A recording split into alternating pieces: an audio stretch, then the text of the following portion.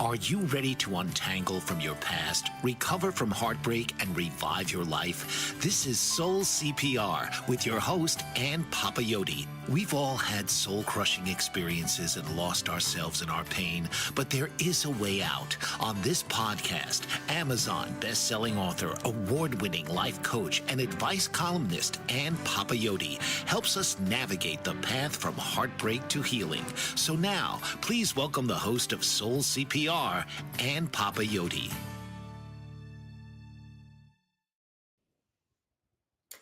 When you think of letting go, what do you think of? I've asked individual clients, and their responses included yesterday's news of another school shooting that saddens me and leaves me feeling helpless, and last month's election results that worry me and leave me feeling defeated, or last year's divorce that hurt me and left me feeling afraid. Hello, everyone. Thank you for tuning in. I'm Ann, and this is Soul CPR on Bold Brave TV. And today we're talking about the art and science of letting go. We've all had to let go of people and things and experiences at some point or another, whether it be a pet, a friend, a lover, or the sport we played in high school. We're constantly ending chapters in order to start new ones in our lives. Yet letting go is one of life's greatest challenges, isn't it? And at the same time, it's the greatest tool for unlocking personal freedom. Now, time, age, experience, maturity, wisdom, they're all part of a recipe that can make it easier to let go and move forward with intention, completely opening our grip, if you will, to let go and heal so that we can look to the future with optimism and excitement. But that can be difficult to achieve because we first must let it hurt. Ouch. We'll talk more about that later. But we tend to look back at what used to be with rose-colored glasses as if the past held everything we ever wanted, and we regret losing it or giving it up sometimes, whether it was a person or an object. But why? It's those damn attachments. And what do I mean by that? Well, attachments are the invisible bonds that tie us to specific outcomes or possessions or relationships, and they can manifest in various forms. So we have material attachments, holding on to material possessions, everything from clothing, even to paperwork, to clothes, to cars, anything that maybe gives us some kind of source of identity or status, perhaps. There are relationship attachments, and I'm sure many of you are familiar with the term codependency. This is where we expect others to fill our emotional needs, which can lead to dependency, but also disappointment. There's emotional attachments. We're going to talk about those a lot today. Clinging to certain emotions, and we've done a show recently on resentment. Guilt, fear, often stemming from past experiences. And then there's also what we would call conceptual attachments. And this is where we may rigidly hold on to an idea or a belief, or maybe even evidence from something from our past, but it's not serving us now. And these attachments may seem like, in some way, a security blanket because they provide familiarity and somehow comfort, even in their discomfort. You know, it's a scratchy wool blanket, but it's mine, it's what I know. But they hinder our ability to find happiness and true comfort. And ultimately, they block our ability to tap into our higher knowing, consciousness, and intuition. Last night, I facilitated a vision board workshop to conclude my fall separation and divorce support group. And one of the exercises that I had them do before the visioning of their future was to consciously choose what they wanted to let go of that they've been carrying in 2024 and possibly before, that they did not want to carry into 2025. And we did this by labeling a suitcase with travel stickers to remind them of been there, done that, and not going back. And the bag will be left at unclaimed baggage, if you will, so that it will not travel with them into the new year. They came up with things like negative thinking and control and fake friends, bitterness, bad habits, faux family, self sabotage, fear, excuses, and more. And when they consciously chose to let go of these things, I implored them to not worry about the how. And when they let go of even the how, their subconscious, their intuition, their higher consciousness was now open. Blocks were removed to allow them to vision their future in an ideal way. And the results were really beautiful. We used guided meditation to help reveal these desires. And it was new for each one of these participants. And it was easier for some to have things really come into flow than others. But the willingness to take responsibility for their lives and to take steps outside of their comfort zone encouraged this openness and continued growth. And it would do the same for you. Now, today in this episode, we're going to focus on those invisible emotional barriers. So, letting go means confronting those invisible barriers. And that means confronting the past. And that's uncomfortable already, isn't it? So, why do we have to confront the past? Because we can't change what we don't first acknowledge. How do we get past our painful yesterdays? And not just the ones, the rose colored glasses ones that we seem to hold on to some kind of beautiful vision on. We'll talk more about those eventually. But the painful ones, they certainly can keep us stuck and block our ability to experience joy. Now, some people will describe being trapped in the past, some with literal external clutter and holding on to things, and others trapped in the ruminating and replaying past injustices in their lives. It is normal to revisit hurts that have been unresolved, right? Especially those from childhood, those from which perhaps you should have been protected. It's normal also to reminisce about lost love, about betrayal. This is normal and natural, but not to the point of your detriment, not for a lifetime, but rather for a time in your life. So let me ask you this. Is it time to let something go in your life?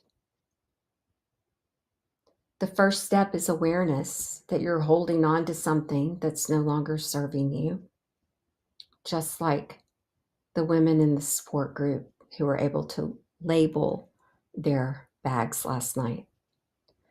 So let's start letting go right now. Let's fill in the blank.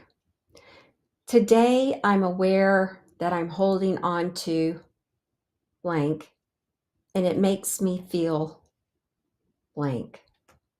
So take a moment to think about that and fill in those blanks. Remember, it starts with awareness. Today, I'm aware that I'm holding on to blank, and it makes me feel blank. So next, think about how do you want to feel instead?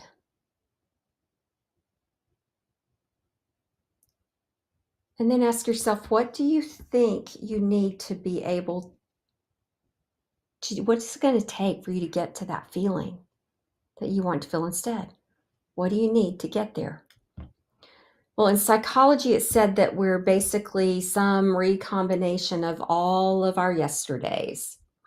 And to move forward wisely, we are encouraged to look back first. So looking back matters, visiting the past matters. The reason is so we can gain an understanding of how we've arrived where we're at now in the present. But there's a point at which focusing on the past can wreck our life. Perhaps you've heard it said that there's a reason the rearview mirror is smaller than the windshield.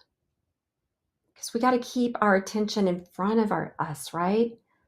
On where we're at and where we're going, while keeping what's behind us in check at a glance.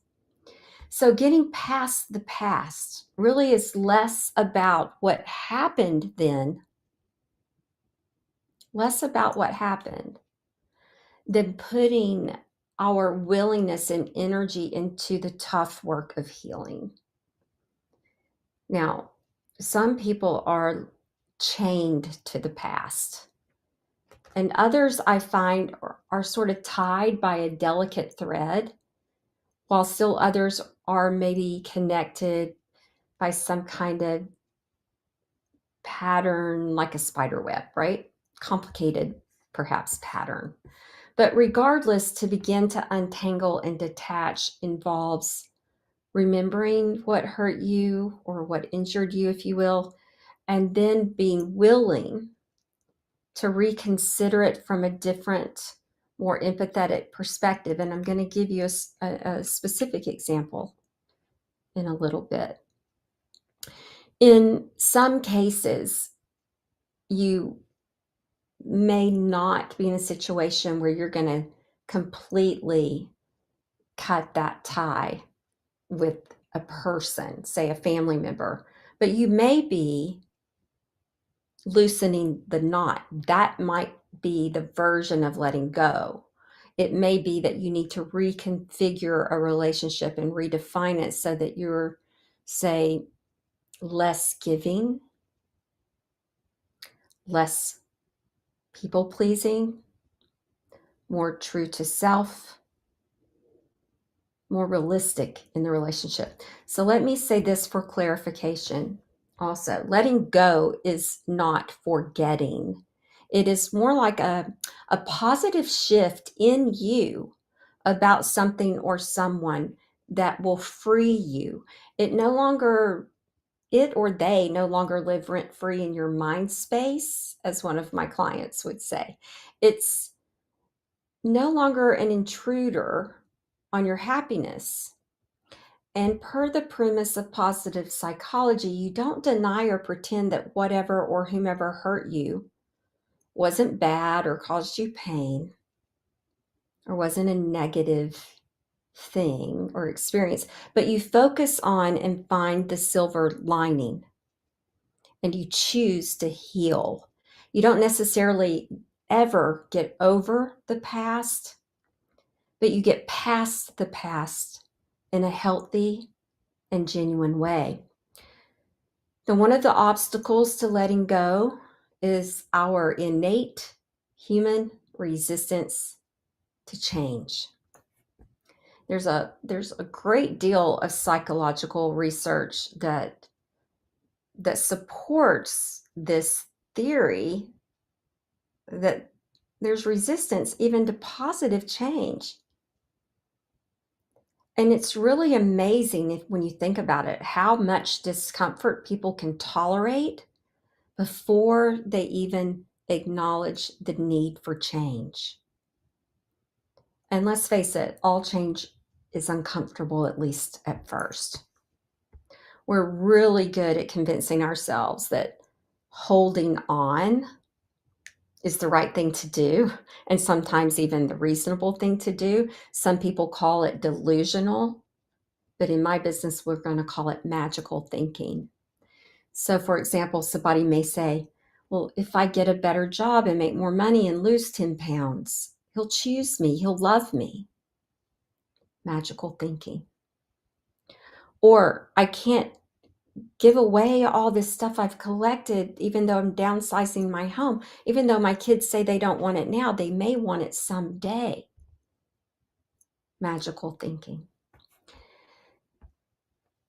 Every thought pattern in those two examples must be directly challenged with compassionate truths, because both of those were arguments defensive against letting go. Did you hear them? The arguments, the defenses? Did you hear what the compassionate truths would be? Getting a better job, making more money, and losing weight, in order for him to choose her and to love her. Is that what love is? Is that what love should be based on? My kids don't want it now, but they might one day. Is there reason to hold on to things that aren't going to fit in the downsized home? The truth is, the kids don't want it. Very difficult to help people see these truths, but it's very, very important. At its deepest level, the prospect of letting go forces us up against what just may be our three strongest emotional drivers in this life. And it's time for our first break. I'm sorry, I wasn't paying attention. Our first break, we're going to talk about those three emotional drivers. As soon as we come back, so don't go far, we'll be back with more Soul CPR. Mike Zorek, a three-time California state champion in Greco-Roman wrestling at 114 pounds. Mike, blind since birth, was born in Hartford, Connecticut. He was a six-time national placer, including 2 seconds, 2/3, and 2/4. He also won the Veterans Folk-Style Wrestling twice at 152 pounds. In all these tournaments, he was the only blind competitor. Nancy Zorek, a creative spirit whose talents have taken her to the stage and into galleries and exhibitions in several states. Her father, a commercial artist who shared his instruments with his daughter and helped her fine-tune her natural abilities, influenced her decision to follow in his footsteps. Ms. Zorek has enjoyed a fruitful career doing what she loves. Listen Saturday mornings at 12 Eastern for the Nancy and Mike Show for heartwarming stories and interesting talk on the BBM Global Network. Author, radio show host, and coach John M. Hawkins reveals strategies to help gain perspective, build confidence, find clarity, achieve goals. John M. Hawkins' new book, Coached to Greatness, Unlock Your Full Potential with Limitless Growth, published by iUniverse. Hawkins reveals strategies to help readers accomplish more. He believes the book can coach them to greatness. Hawkins says that the best athletes get to the top of their sport with the help of coaches, mentors, and others. He shares guidance that helps readers reflect on what motivates them, rediscover and assess their core values, philosophies, and competencies, find settings that allow them to be the most productive, and track their progress towards accomplishing goals. Listen to John Hawkins' My Strategy, Saturdays, 1 p.m. Eastern on the BBM Global Network and TuneIn Radio. Welcome back, everyone. Thank you for tuning in today. We are talking about the art and science of letting go. Now, in the previous segment, we talked about awareness is the first step to being able to let go. So if we go back to what I asked you, to that fill in the blank, today I am aware that I'm holding on to blank and it makes me feel blank. Which one of these emotions do you believe right now go with what you're holding on to? Love, fear, or anger? As I said, as we close out the first segment, at its deepest level, the prospect of letting go forces us up against one of these strong emotional drivers, love, fear, and anger. So let's talk about each one a bit and you decide which one may be related to what you might be holding on to and struggling with the change that comes with letting go. So love itself is a powerful counterweight to letting go. So even if a relationship has ended, it's out of your life. There's been, because of death, because of divorce, or long after there's been a breakup, you can still love that person. And and thoughts of them and the feelings of love can take up a lot of time in your heart and your head. So when it comes to letting go, in this sense, it means loosening that internal attachment. And the oxymoron of that is that's going to feel like losing that love again. And man, oh man, is that painful. And we humans are really good at avoiding pain, aren't we?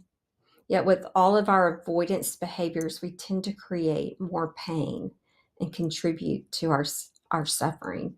And avoidance behaviors I've talked about in previous shows, it often involves things that can lead to addictions, over drinking, overeating, overspending. A lot of those things to numb us from pain creates more pain. But here's the flip. What makes the letting go after the loss of love worthwhile, of course, is that letting go of that old attachment opens up the real possibility of new love in your life.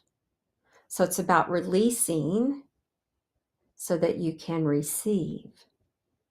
Now, does that sound inspiring or motivating?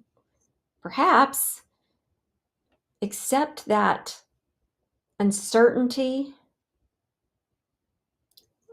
as the unscripted future, I should say,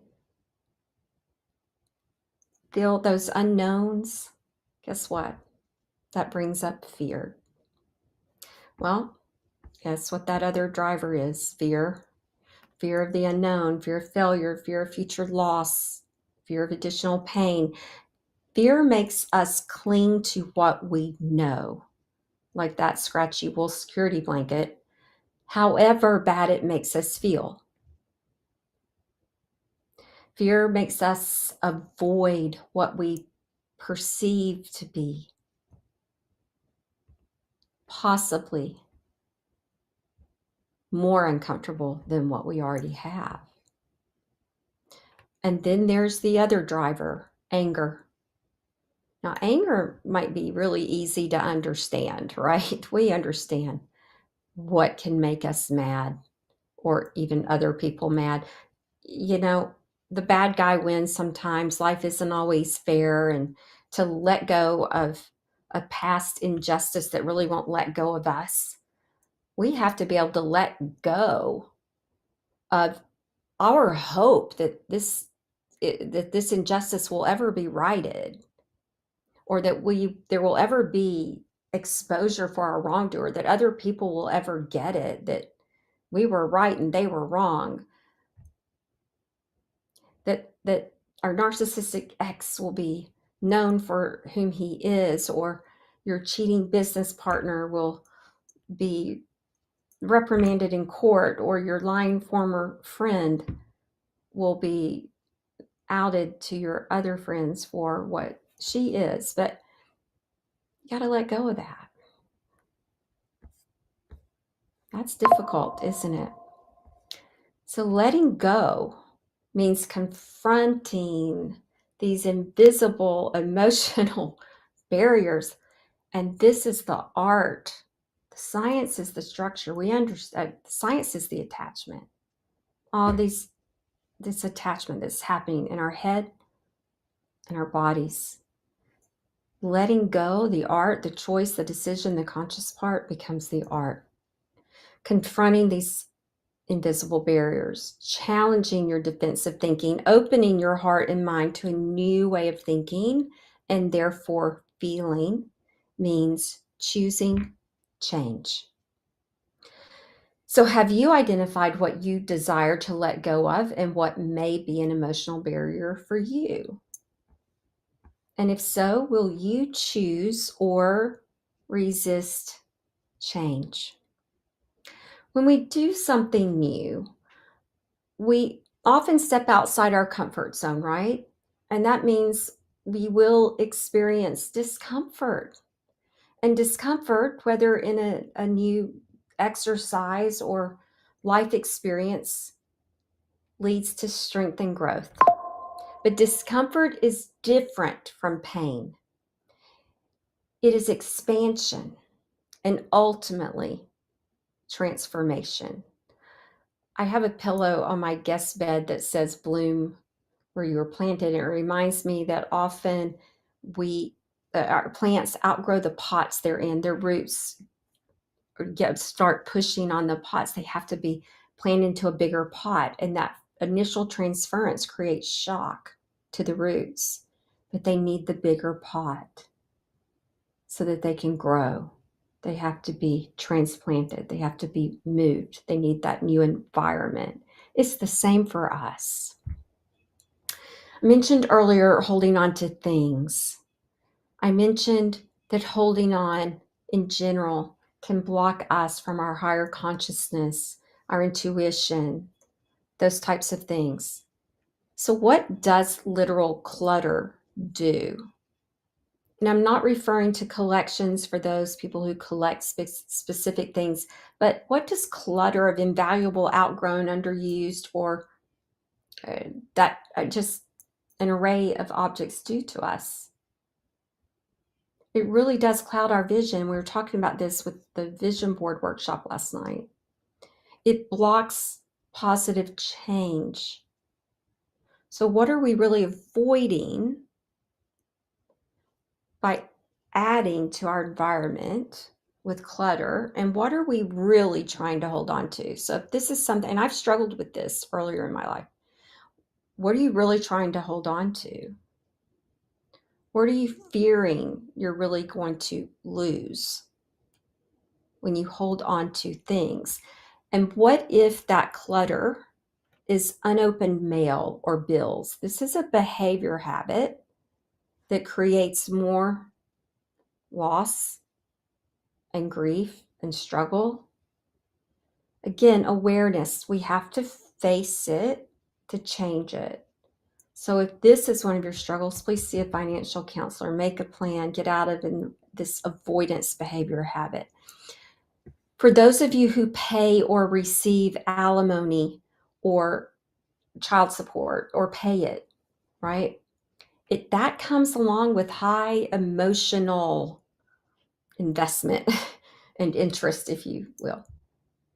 It may have you paying or collecting in anger and resentment.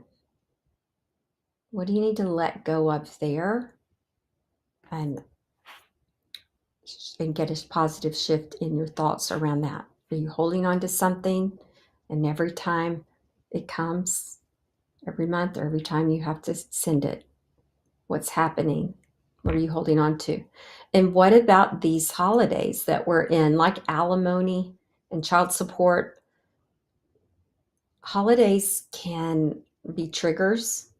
What might you need to change now? We talk about this as support group. What traditions do you want to keep because they're really for you? Let go of attachments to someone else and memories. Which ones do you want to let go of? What do you want to start anew? These are decisions and choices. But what do you fear you're going to lose if you let something go? And then there's this thing we do to ourselves. And I see this often in divorce groups as well. We stay in contact or we overexpose ourselves to the person or the situation that is the source of our pain in the first place. So what do we need to start doing or stop doing to help ourselves start untangling, disconnecting, letting go, to free ourselves emotionally from either the chains or the ties or the web that keeps us connected to the sources of our pain. Again, I like to say it's about taking responsibility for your healing. It really is. If you hear nothing else today, please hear this. Healing is a process and not an event. It's not a 5 à 7, as the French say. There is no start time and end time. It's not a happy hour, if you will. Everyone's timeline is different. Time heals all wounds is a saying. Do you believe that? I do, but it requires our cooperation, and it will leave scars. There's a difference between a wound and a scar. When we cooperate with time, our open wounds can close and scar over, and the scar becomes a reminder of where we've been, as there are some things that we are not to forget. And if we do not cooperate, the wound will stay open and vulnerable. But once the scar is formed, the wound is closed and no longer painful and vulnerable to being reopened. It remains simply a reminder of what we've been through and perhaps a reminder of our strength. But some of us keep our wounds open by what? By ruminating our thoughts, those past wounds. We let our rearview mirror be our windshield. Our focus is in the wrong direction. We expose ourselves to those memory inducers, to the people, places, things. Oh my gosh, the music, the songs, the power of music and memories is phenomenal, isn't it? And as we said, everyone's timeline is different, and this includes what is known being in the grief cycle. You cannot heal and you cannot let go if you have not grieved. It is time for our second break.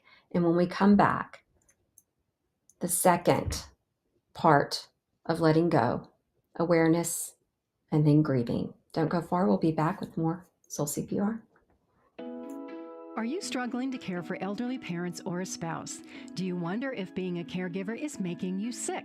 Are you worried about taking time off work to care for elderly parents and balance work, life, and caregiving? Has caregiving become exhausting and emotionally draining?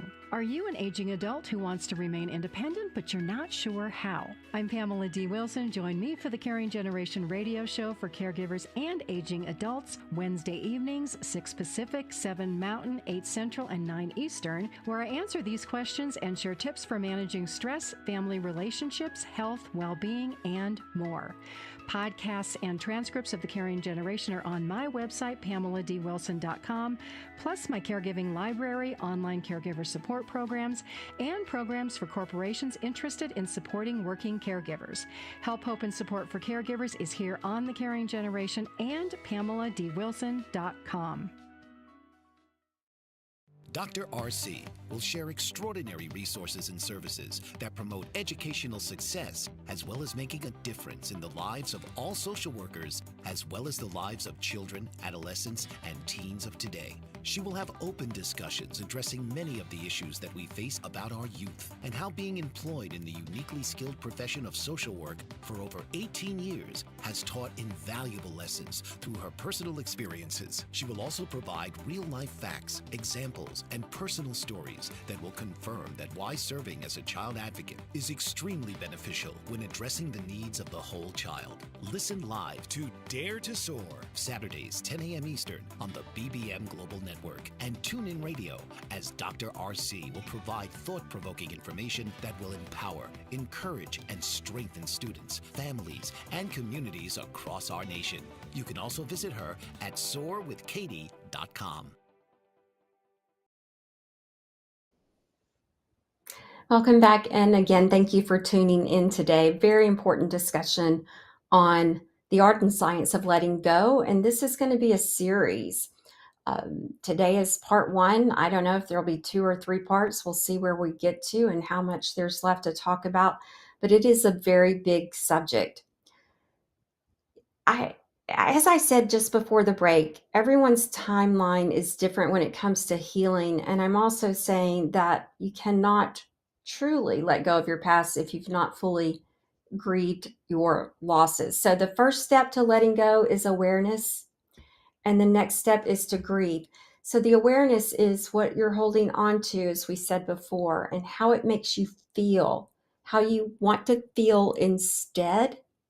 And then what's the emotional driver connected to what you're holding on to? And we talked about the 3 emotional drivers that are primary in this situation, which are love, fear, and anger. So grieving, the most familiar to us when we talk about grieving in a grief cycle is the Keebler-Ross model: shock, denial, anger, bargaining, acceptance. And it's called a cycle because it's not linear. And I find it to be like the spin cycle in a washing machine: back and forth, up and down, right and left, spun around one direction and then another. So let's take a look a little closer. So when we talk about denial, this is really a conscious or unconscious refusal, if you will, to accept facts, information, reality, or whatever that's relating to your situation. And it kind of protects us from the intensity of loss, and it will start diminishing once we're able to acknowledge the impact of whatever's happened. But things that are happening when we're in denial, or thoughts, are or actions and behaviors, are avoidance, right? We might avoid. There's confusion, there's elation, right? There's shock, there's also fear. It's very complicated. It's not just that this isn't happening. It's a very complicated stage in the cycle. Denial, anger. Anger is when you can no longer really deny it. And whatever it is, the emotions are high. Rage, maybe, which is acting out on anger in a very prolific way. It can result from those feelings of abandonment. It can lead to guilt. Guilt can reside here for having gotten angry, even. Frustration, irritation, anxiety can all show up at this point. So, another very major stage, as they all are. And what about bargaining? A lot of people struggle to understand this stage, but this is when we kind of start dwelling on what could have been or should have been, or how we might have done something to prevent the loss. And we struggle to find meaning. We're searching for meaning. We're reaching out. We're telling the story. We're really, it's almost a lot of people start in a place of desperation, but we're really talking here. We're really searching for that meaning, I think, is the best way to explain that one. Depression, sadness, hopeless, defeated. This is when sort of our daily routine is really impacted. Sleeping, eating, feeling of loneliness, unpleasant.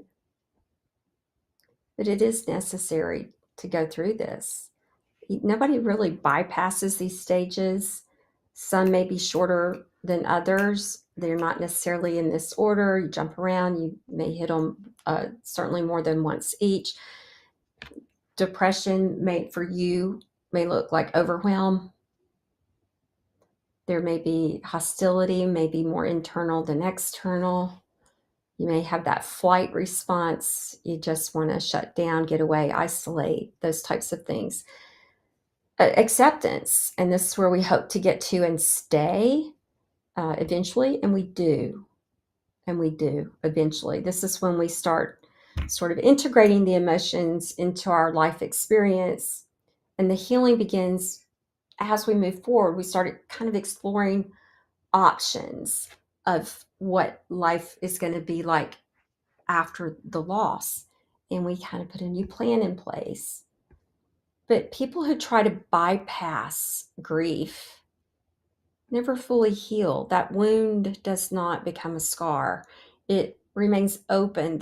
There's triggers are more prominent, and those behaviors of numbness become more apparent, again, because healing has not really happened. So, it's some of these things in denial. You may hear this isn't happening, everything's okay. I don't need any help. Anger, how can this happen to me? This isn't fair. Who did this? Who's to blame? Looking for, finger pointing. Bargaining might be in the case of death. I know in my case, when my son, please take me instead, God, that type of thing. Or I'll do anything for a few more minutes with this person. Or just, allow me to see this or to do that. Or give me one more chance with this person, that I lost. I'll be a better husband, wife. I'll be a better mother, father, whatever it may be. It's the bargaining stage. Depression can be, what's the point? Why even bother? Why try? Why even hope at this point? Depression can be really low. It is the lowest, but it can show up differently for each of us, right? Acceptance is when we get to a place where we find peace and we understand that everything happens for a reason, even though we may not yet find the reason and purpose in our pain. We do believe that it will be revealed to us at some point. We recognize we can't change what's happened, and that it's going to be okay. Regardless, a lot of people find their spiritual connection here to help. And if you don't have one, recognize that spirituality is not the same thing as religion. I find a lot of people let their past experience with religion block them from having a spiritual connection. I would encourage you to, if that's your truth, to encourage you to study, read, explore what a spiritual connection may be for you that's different from religion, and or use what you believe and hold true from religion to help you connect and have a spiritual connection, because it does become an anchor for so many in getting beyond loss. All right, now that we've talked about grief, do you believe you may be stuck in the grief cycle? How might this be your truth in some way? Because awareness and grief and ensuring that you have arrived at acceptance doesn't mean you might not be triggered from time to time, but it's how long you stay down, how long you're in that washing machine. Okay? Recognize if you are still in a place of grief or grieving, or if you tried to bypass it altogether, if that's the block to your ability to let go. If that explains behaviors of clutter or unopened mail, or holding on to things and people who no longer serve you. The third step is forgiveness, and this is big. I've mentioned it before on the show that forgiveness is the F word in my business. But to move forward out of the past requires positive action. And as we know all too well, without effort, yesterday's going to hang around. And there's nothing more positive and affirming than forgiving.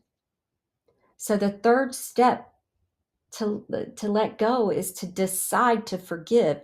Forgiveness is a decision, and it is the master key to your emotional freedom. And people ask me, is it really possible to be wronged and to be unjustly treated and deeply hurt and then forgive the person who did that to me? It is. I've done it and I've witnessed it.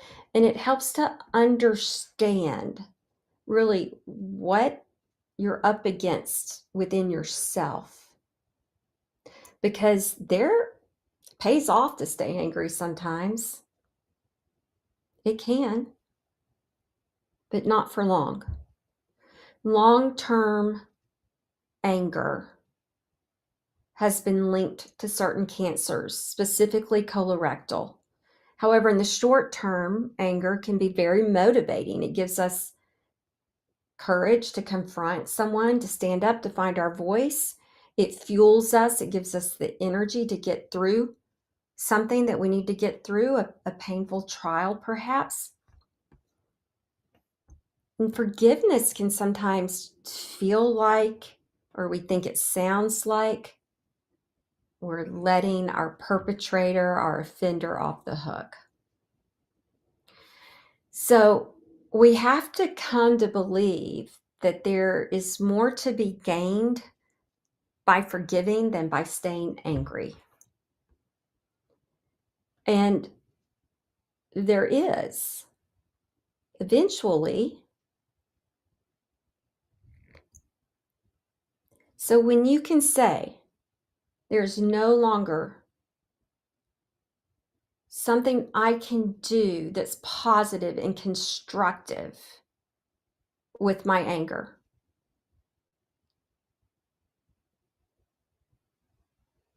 There's nothing I can do positive and constructive with my anger. There's nothing, I don't need my voice anymore. I don't need to stand up and speak up.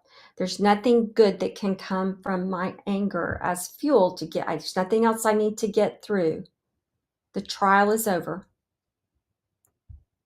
Then the cost to me carrying the burden of my anger is likely far exceeding the rewards of my mental punishment of the offender, because they're really not the ones suffering, are they? It's me.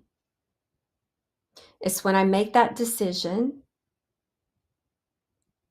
that forgiveness is now possible. Now, this has been shown repeatedly by victims forgiving the perpetrator of violence against them, or families forgiving the person who murdered their loved one. They are an amazing example to me. Now, no, forgiveness does not excuse or condone someone's choice or behavior. It says, you wronged me. I didn't deserve it. I'm just done with being angry. I've carried it long enough. It's not helping me, and it's really not hurting you. So I'm laying it down because I don't need to carry it anymore. Forgiveness is the gift I give myself.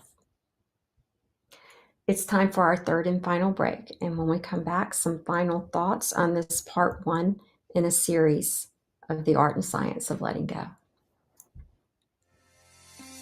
Author, radio show host, and coach John M. Hawkins reveals strategies to help gain perspective, build confidence, find clarity, achieve goals. John M. Hawkins' new book, Coached to Greatness, Unlock Your Full Potential with Limitless Growth, published by iUniverse. Hawkins reveals strategies to help readers accomplish more. He believes the book can coach them to greatness. Hawkins says that the best athletes get to the top of their sport with the help of coaches, mentors, and others. He shares guidance that helps readers reflect on what motivates them, rediscover and assess their core values, philosophies, and competencies, find settings that allow them to be the most productive, and track their progress towards accomplishing goals. Listen to John Hawkins' My Strategy, Saturdays, 1 p.m. Eastern on the BBM Global Network and TuneIn Radio. Mike Zorek, a 3-time California state champion in Greco-Roman wrestling at 114 pounds. Mike, blind since birth, was born in Hartford, Connecticut. He was a 6-time national placer, including 2 seconds, 2 thirds, and 2 fourths. He also won the Veterans Folk-Style Wrestling twice at 152 pounds. In all these tournaments, he was the only blind competitor. Nancy Zorek, a creative spirit whose talents have taken her to the stage and into galleries and exhibitions in several states. Her father, a commercial artist who shared his instruments with his daughter and helped her fine-tune her natural abilities, influenced her decision to follow in his footsteps. Ms. Zorek has enjoyed a fruitful career doing what she loves. Listen Saturday mornings at 12 Eastern for the Nancy and Mike Show for heartwarming stories and interesting talk on the BBM Global Network. Forgiveness. It is the F word sometimes, isn't it? Listen, some people find it helpful to write down their decision to forgive and the why. Always know your why for anything that you decide to do in your life and stay connected to the why. Some find it helpful to share their decision with someone significant in their life, uh, to make it public, if you will, with someone that's important to them. I remember reading a blog that someone wrote a letter to their father saying something about like, Dad, your rages were terrifying, but I'm now able to forgive you for being an alcoholic. I know you would have never chosen that struggle. So by having done that, she didn't have to say that she's forgiving, that forgiving was her release, right? And by acknowledging that he would have never chosen that struggle, it was acknowledging his humanness. It was showing compassion, which says something about her and allowed her to tap into her truth rather than carrying this heaviness and this fear and this trauma from childhood for life, and the resentment and bitterness perhaps that went along with it. Now, what about yourself and those daily inner critic or gremlin reminder messages that my colleagues and I call them, that inflict self-harm? You know, those little messages that say to you, um, you blew that opportunity in college, or you said something you didn't mean to your child, or you lied to a friend. Is it time to forgive yourself? Well, is there something positive you can do to remediate that situation now rather than beat yourself up in your thoughts? If so, do it. If not, the next step is what? Forgive. Forgive yourself. That is letting go. Remember, forgiveness is a decision. It is choosing to let go and choosing to heal. So, whew, loss. There's so much more to talk about, and letting go is never easy, but it is doable. I have a 12-week online Soul CPR course, and I have an 8-week Soul CPR private coaching program that takes you through these steps in more of a deep dive way. And if you're interested, you can go to my website, skyviewcoaching.com, for information, or schedule a complimentary discovery session so we can have a conversation to help determine which may be best for you at this time in your life. This is the holiday period, and it just so happens that my Tuesday episodes happen to fall on Christmas Eve and New Year's Eve, the next two, and the studio is going to be closed. So we will not have any episodes these next 2 weeks, but we will come back in the new year and continue with the Letting Go series. And I have some exciting guests with incredible stories that I'll be bringing into the new year for you as well. Please do continue to send me show ideas and topics that you would like to hear about. I always enjoy researching and bringing those to you on Tuesdays. So, as this episode of Soul CPR comes to a close, remember that healing is not a linear journey, but rather a process of profound transformation. So, if today's episode resonated with you, please do share the podcast with those who might need a lifeline of their own. Subscribe, rate, and leave a review to help us reach more hearts. I do greatly appreciate that. Connect with me on social media. On Facebook, it is at Skyview Coaching. Instagram, LinkedIn, and X, it's at Ann Papayotti. Not easy to spell, but once you get it, it's not so bad. So let me know your thoughts, your stories, and the topics you'd like to explore in future episodes. So until next time, may you find strength in your vulnerability and courage in your journey. Thank you for listening. Breathe deeply, love openly, and live soulfully. I'll see you next year. This has been Soul CPR with host Ann Papayotti. Breathe life back into your spirit with each episode, where she and special guests explore the relationships that hurt us and discover that healing can only begin with you. Tuesdays at 3 p.m. Eastern on the Bold Brave TV network.